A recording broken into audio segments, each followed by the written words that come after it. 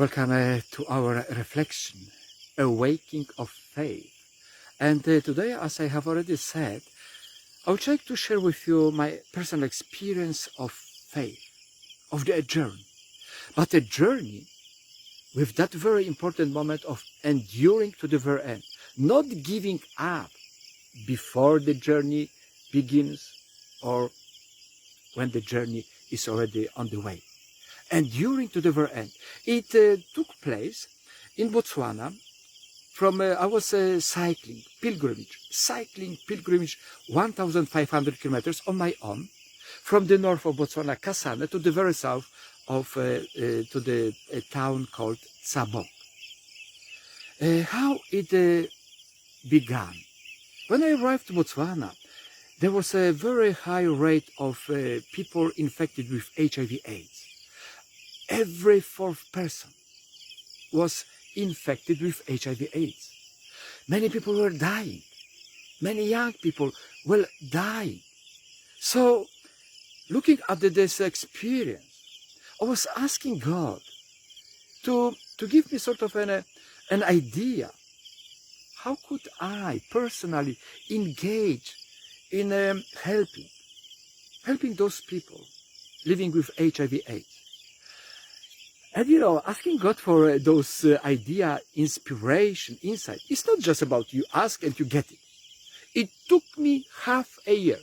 Half a year, every day, I was praying a decade of rosary, asking God for this inspiration, insight. Every day. After half a year, he came up with this idea. You cycle, you pray, you make a pilgrimage, 1,500, you pray on your own. But the good thing is, it wasn't a prayer on my own. Before I engaged in this pilgrimage, we started to invite many individuals and many communities of Catholic Church and many communities of Protestant churches. They joined us. We asked them to pray every day, only 5 times, Our Father. The intention is very clear. The intention was about for people infected with HIV/AIDS and for the cure of HIV/AIDS.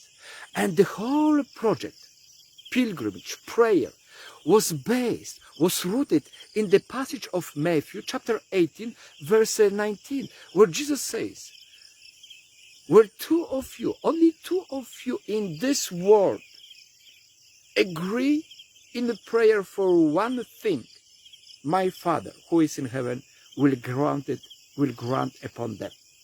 2 of you. We are more than 2. And I remember the reaction of people when we started to invite them for the prayers. As I am cycling, every day they pray only 5 times Our Father. Many people, they were enthusiastic, quite happy to do that. People who were infected, and I knew quite a number of them, they were quiet, they were observing. And I remember some of my friends, Catholics, when I approached them, asking them, please, pray every day, 5 times Our Father. And they said, that was very funny, they said, listen, we can give you lots of money. Really, we can give you money. But please do not engage us with the prayer. We don't have time for prayer. And I said, we don't want any money. We just want you to pray, to join us in that prayer. A friend of mine, a few days before I started the pilgrimage, he came and he said to me, are you not playing with God? Playing with God? I said, what do you mean? And he says, what happens if God does not cure this HIV/AIDS? What are you going to tell the people? How are you going to explain? Are you sure he's going to cure, as you put that intention? And I look at him and I said, maybe you're right. But then I just remembered the passage. And I told him, listen, we are doing the first part of the passage. We are 2, even more than 2 people. In this world, on this earth, we have only one intention, to pray for the HIV/AIDS people and the cure. And that's what we can do. The way God is going to respond, when and how he's going to cure and respond to our prayer, sorry, it's not up to us.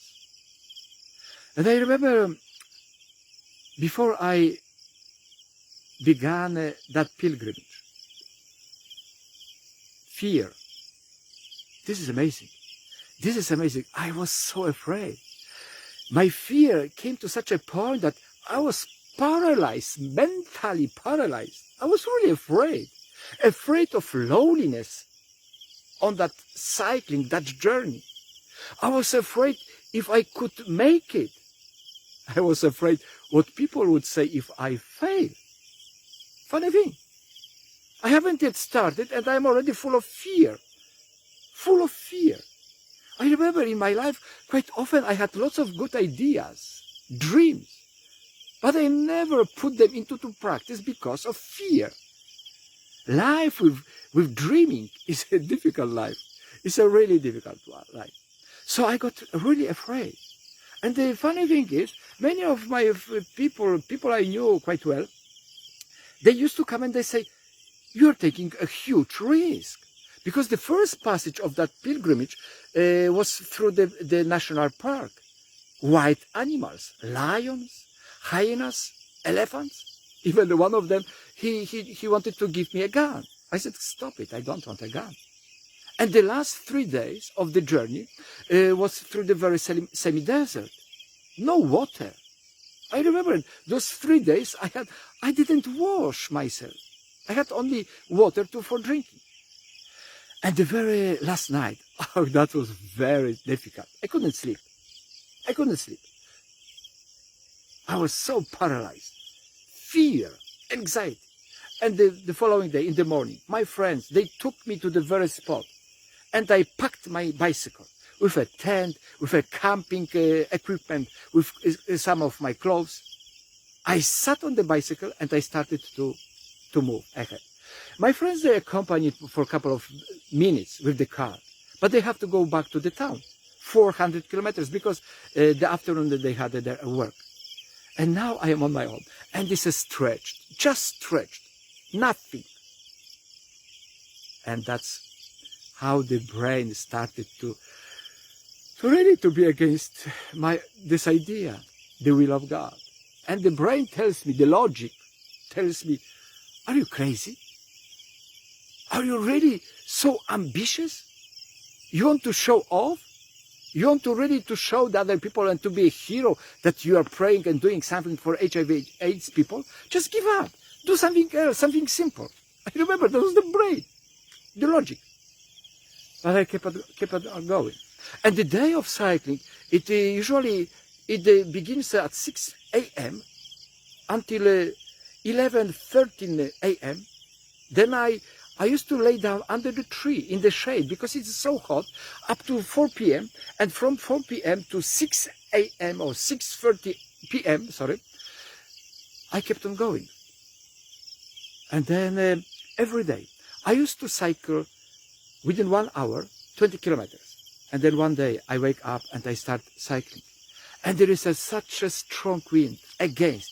The funny thing, when I stopped cycling, the wind pushes me back. Fear. 1 hour and I could make it only 5 kilometers. And ahead of me, still hundreds of kilometers. And what is the first reaction? Fear. I'm afraid. I cannot make it. So I started the dialogue with God. And I'm telling them, look, I'm doing this for you. I'm doing this for people who are sick of HIV/AIDS. Please stop this wind, or change in direction, or to go to my back. And the God, what he says, is quiet. Then I say, listen, you are my friend. Please, as a friend, just respond to this. And he's quiet. And I am approaching one of the villages, and heavy rain, and very cold, heavy rain. Then I say to God, thank you. thank you for the friendship. And I think so we should stop our friendship for a while because it doesn't work. So I stopped in the village. I just had some chocolates and some juice. And then I have to go back to the road to move ahead. Few minutes of cycling. The rain stops. The wind turns 180 grades, and it goes to my back. Perfect. I'm reaching Tsabong. Finally, I'm reaching Tsabong. And I stop by the signpost with the written Tsabong. The experience, I cannot tell you the experience. I cannot express by words, but it was like the God was opening up something new dimension within me and telling me, look, the beauty, the power, that love which is in you.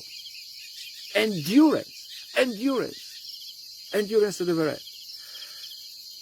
I came back to my mission as a hero. It's a good feeling to come back as a hero.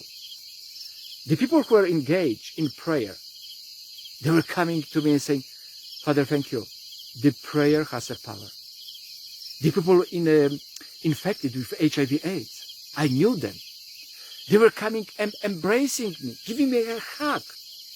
And they were saying, there is life. Beautiful thing.